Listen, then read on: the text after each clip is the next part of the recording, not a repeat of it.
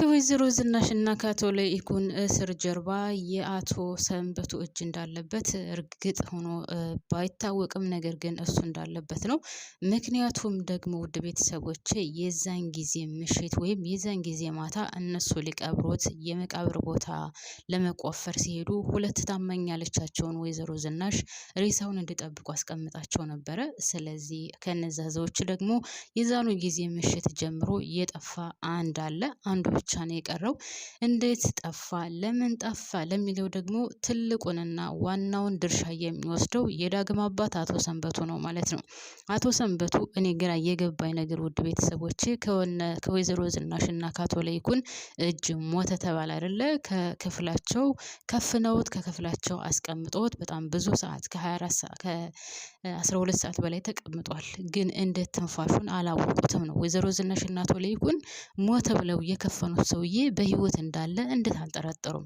ሲቀጥል ደግሞ ይዘው ሄደው ከመኪና ውስጥ አስቀምጠውት እነሱ የመቃብሩን ቦታ ሊቆፍሩ ሄደው ሁለት ታማኝ ያለቻቸውን ሰዎች አስቀምጣ እነሱ የመቃብሩን ቦታ ሊቆፍሩ ሄደዋል። እነዛ ታማኝ ከተባሉት አቶ ሰንበቱ አንዱን ገሎ ሬሳውን እሱ የተከፈነበትን ከፍኖ ከዛ እሱ አምልጧል። እሱ አምልጦ ግን የሆነ መርጌታ የሆነ ወይም ደግሞ የባህል ሐኪም ከሆነ ግቢ ወድቆ ከዛስ እሱ የባህል መድኃኒት ሰጥቶት አክሞት ተሽሎት ተመልሷል። ከዛ ሰውዬ ግቢስ ለምን ሄደ? ያ የባህል ሕክምና የሚሰራው ሰውዬ ጋር ግቢ ለምን ሄደ ሰውየው? እናም አቶ ሰንበቱ አሁን ዳግምን እየካደው ነው። እኔ የማውቀው ነገር የለም፣ እኔን ሊገሉኝ አልነበር፣ በፈጣሪ ቸርነትና በፈጣሪ ፍቃድ ተረፍኩ እንጂ እነሱ እኮ እኔን ገድለው ቀብረውኝ ነበር፣ እኔ ምንም አይነት ጥፋት የለብኝም እያለ ዳግምንም እየተከራከረው ነው። ነገር ግን ከዚህ ሁሉ ሴራ ጀርባ እሱና እሱ ነው ዋናና ዋና ተጠያቂው። ያም ሆነ ይህ ዳግምን ቢሆን ጠርጥሮታል። ስለዚህ ምንም ሊያመልጥ ይችላል ብዬ አላስብም። እኔ ሳስበው ሌላው በጣም የሚገርመው ነገር ውድ ቤተሰቦች እንግዲህ የኤሚና የአምራን ደም መመሳሰል ነው። በጣም በጥብቅ እንደ ጥላትነት የሚተያዩት ደማቸው አንድ አይነት ነው ሲገኝ ምን ይባላል? ምን ትላላችሁ ቤተሰብ? የሚገርም ነው አይደል?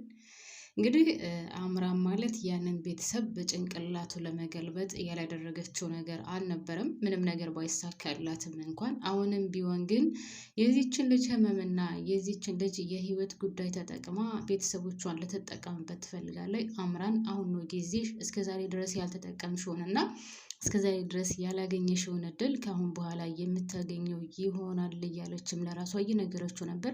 ያው ይህንን ነገር ትጠቀመዋለች ብዬ አስባለሁ። ምክንያቱም በጣም የሚያሳዝነው ነገር ወደ ቤተሰቦቼ እዚህ ላይ የማንም ደም ከኤሚ ጋር ሊመሳሰል አልቻለም። ሌላው ቀርቶ የወይዘሮ ገነትና የአቶ ተሰማ ደም እንኳን ከነሱ ጋር ከእሷ ጋር ሊመሳሰል አልቻለም። ለነገር ብሎት የሚመሳሰለው ከአምራን ጋር ሆኗል ማለት ነው። እንግዲህ በኤርሚያስ ምክንያት ነው ይህም ነገር የመጣው፣ ወይም ኤርሚያስ ነው እሷን ስለሚያውቃት የእሷ ደም በቀላሉ የማይገኝና በጣም ከባድ አይነት የደም አይነት እንዳላት ነው ሲናገር የነበረው። እንግዲህ ያው በህመሟ ምክንያት በጣም እንደተጨነቀ ኤሚ የካንሰር በሽተኛ ናት፣ ልትሞት ነው። ስለዚህ በህይወት ልንደርስላት ይገባል። ያንቺ ደም ደግሞ በቀላሉ የማይገኝ ነው። ስለዚህ እባክሽን እያለ ለምኗት ነበር። እንግዲህ በዛ ምክንያት ነው እሺ ያለችው። ግን እሺ ብትልም ያው ልትጠቀምበት ነው። በዚህ ጉዳይ አሁን ኤርሚያስ እውነት ለመናገር ተመልሷል ስላችሁ የክፋቱ መጥፎ አስተሳሰቡ ምናምን ተቀይሯል። ግን እዚህ ላይ አይጠቀሙበትም ወይ እነሱ? በዚህች ልጅ ህመም ምክንያት በገንዘብ ነገሩን ወደ ገንዘብ አያዞሩትም ወይ ካላችሁኝ፣ ለገንዘብ ሲሉ ሟቾች ናቸው፣ ያደርጉታል። የማያደርጉት ነገር የለም። ሌላው በጣም የሚያሳዝነው ነገር አቶ ለይኩን በጣም መልካም ሰው ነው፣ በጣም የዋህ ሰው ነው። ይሄ ነገር የሚገባው ሰው አልነበረም። ነገር ግን አንዳንድ ጊዜ መልካም፣ ጥሩ፣ የዋህ ስትሆኑ ነገሮች ተደራርበው ብዙ ዋጋ የምትከፍሉበት ጊዜ ይመጣል ማለት ነው። እና አቶ ለይኩን ምንም በማያውቀው በሰዓቱ አሁን አቶ ሰንበቱን ሲመታው በጣም ተበሳጭቶ ነበር። ወይዘሮ ዝናሽና አቶ ሰንበቱ በጣም ጮክ ብለው እየተነጋገሩ ዳግም ልጅ እንደሆነ ወይም የዳግም የወይዘሮ ዝናሽ ልጅ እንደሆነ የሚለውም ሲወራ ከጆሮ ላይ ገባ። በጣም ተናዶ ስለነበረ ሄዶ ሽጉጡን አመጣ አቀባበለበት እንጂ ግን ቤተሰብ አልተኮሰበትም ነበር። ይህኔ ነው አቶ ሰንበቱ ሄዶ ግብ ግብ ሲገጥሙ ያው ሽጉጡ ባረቀና ሆዱን መታው። እዚህ ላይ ግን አሁንም ያልገባኝ ነገር ቤተሰብ ወይዘሮ ዝናሽና አቶ ላይኩን እንግዲህ ሞተ ብለው ከፍነው አንድ ክፍል ውስጥ አስረው ማለቴ ዘግተው አስቀምጠውት ነበር። እንዴት በህይወት ያለ ሰውና በህይወት የሌለ ሰው ማወቅ አቃታቸው? እዛ እሱ ብቻ አይደለም ሬሳውን ይዘው መኪና እስከሚጭኑ ድረስ ይዘው ሲሄዱ መቼስ በህይወት የሌለ ሰው ሰውነቱ ድርቅ ነው አይደለም የሚለው። በህይወት ያለ ሰው ደግሞ ሰውነቱ አይደርቅም። እንዴት ይህንን ነገር መገመት ወይም ማየት አቃታቸው?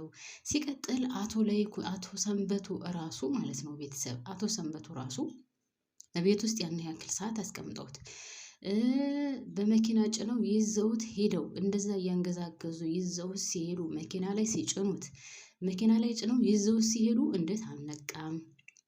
ምን አስቦ ነው ያልነቃው? መኪና ውስጥ ከገባ በኋላ ከዛ ምንድነው ያለው? ከእንቅልፌ ስነሳ መኪና ውስጥ በከፈን ተከፍኜ ነበር። ከዛ ከፈኑን ከፍቼ ወጣሁኝ ነው ያለው።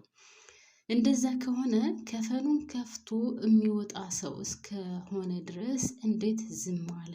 እነሱስ እንዴት አላወቁም? እንዴት አልገባቸውም? በህይወት ያለና የሌለን ሰው እንዴት መለየት አቃታቸው? እዛ መኪና ውስጥ ከገባ በኋላ ስለምን እንደዛ ማድረግ አስፈለገ? የእውነት ከልብ ከቤት አስቦበት ነበር ይህን ነገር ወይስ አላሰበበትም? ቤተሰብ ግራም ያጋባ ነገር ነው በነገራችን ላይ። ከዛስ ምን አቅም ኖረው? እንግዲህ ሙቷል የተባለ ሰው ከመኪናው ሲወርድ አሁን እኔ ራሴ ከመኪናው ሲወርድ አሁን አይቼዋለሁ። ከመኪናው ሲወርድ ሳየው በጣም መራመድ አቅቶት በግድ እየተጓዘ ሆዱን ይዞ ነው ሲራመድ የነበረው። እንደዛ ከሆነ ይሄ ሰውዬ ምን ያክል ጉልበትና ኃይል ቢኖረው ነው ያን ሰው ገደለው የሚባለውስ? እዚህ ላይ ግራም ያጋባ ነው። ገብቷችኋል? አንድ ሰው በሽጉጥ ተመቷን፣ ደሙ በጣም ብዙ ፈሶታል። ምክንያቱም ሐኪም ቤት አልሄድም። አንድ ሰው በሽጉጥም ሆነ በማንኛውም አይነት መሳሪያ ተመቶ ወዲያውኑ የሕክምና ነገር ካልተደረገለት ወይም ካልታከመ የባህልም በሉት ዘመናዊም በሉት ሕክምና ካልተደረገለት ደሙ በጣም ነው የሚፈሰው። ስለዚህ ደም ከፈሰሰን ደግሞ እኛ የሰው ልጅ ሲጀመር በደም ብቻ ነው የሚቆመው። ሰው ደሙ ከፈሰሰ ደግሞ ምንም አይነት እንቅስቃሴ አይኖረውም። እና ይሄ ሰውዬ እንደዛ ደሙን እያዘራ ምን ኃይል ኑሮት ሰው ሊገል ቻለ?